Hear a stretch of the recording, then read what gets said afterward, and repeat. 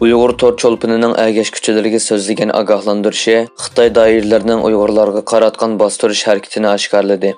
Amerika ovozining xabarida bildirilishicha, Xitoyning Guangdong o'lkasida yashaydigan Douyin hisobida 600 mingdan ortiq әгәшкүчisi bor Sherin ismli bir Uyg'ur tor çolpunining ogohlantirishlari aksicha Xitoyning jinoyatlarini fosh qilgan bo'lib, bu Uyg'urlarni o'zining ogohlantirishiga sal qaramasligini, bo'lmasa Xitoy rejimining ularga qattiq zarba berdiganligini eskartgan.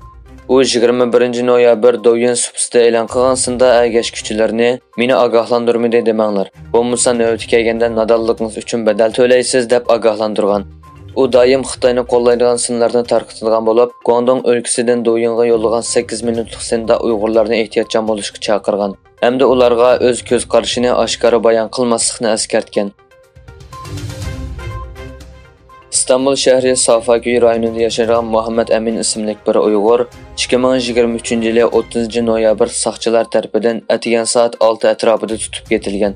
Muhammed Amin xotellik bo'lib, bu yil 31 yosh. Tikimchilik zavodida ishlab bir oila turmushni qamdab kelgan. Muhammed Aminning ayolining bildirishicha, Turkiya saqchi taraf Muhammed Aminni avval bir qancha kun qamoqxonada tutib turgandan keyin Çatalcıdagi chet-elliklarni qaytarib o'tish markaziga apirib qamab qo'ygan. Uning ayoli Muhammed Aminning qo'yib berilish uchun barliq tashkilot va faoliyatchilardan harakatga o'tishni talab qilgan.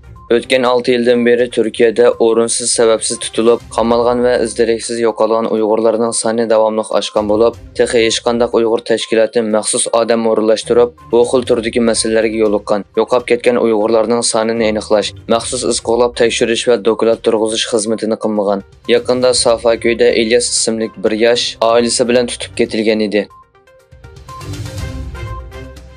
Xitoy iqtisodiyotdagi chekinish sababli qarzdorlarning soni tarixdagi eng yuqori rekordni yaratgan bo'lib, 8 million 540 ming fuqaro qarzni qaytara olmay qor tizimligiga kirgizilgan.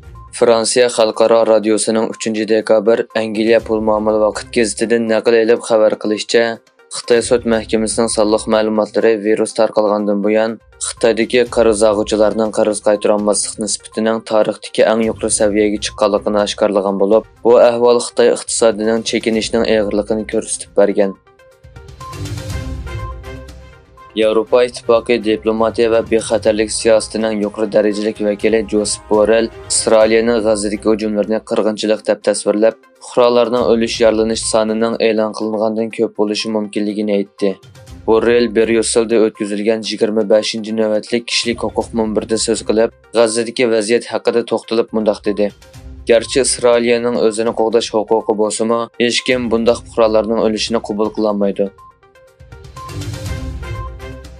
İnovat darajasini baholash organi Modi Xitoyning baholash ko'rsatkichini muqimdan passiv holatga tushirdi. Egilinishcha, Xitoyda ba'zi rayonlar va yerlik hukumatlarga iqtisodiy yordam ta'minlanadiganligiga oid paketlarning ko'payishining Xitoyning pul muomala, iqtisodiy va tuzum kuchiga xatar olib keladiganligi o'tirg'a qo'yilgan va baholash ko'rsatkichi tushirilgan. Xitoy armiyasi Amerikaning bir urush paraxotining qonunsiz holda Janubiy dengizida o'zining dengiz tavalligiga kirganligini e'lon qildi. Amerika dengiz armiyasi bo'lsa bu paraxotning xalqaro qonun bo'yicha doimlik mashg'ulot olib berayotganligini bildirdi. Xitoy armiyasining bir bayonotchisi Amerika paraxotini nazorat qilganligi va uningga ergashganligini bildirgan va qismlarimiz davlatning egilik huquqini qattiq qo'llash uchun har vaqt hushyorlikni o'stirdi degan.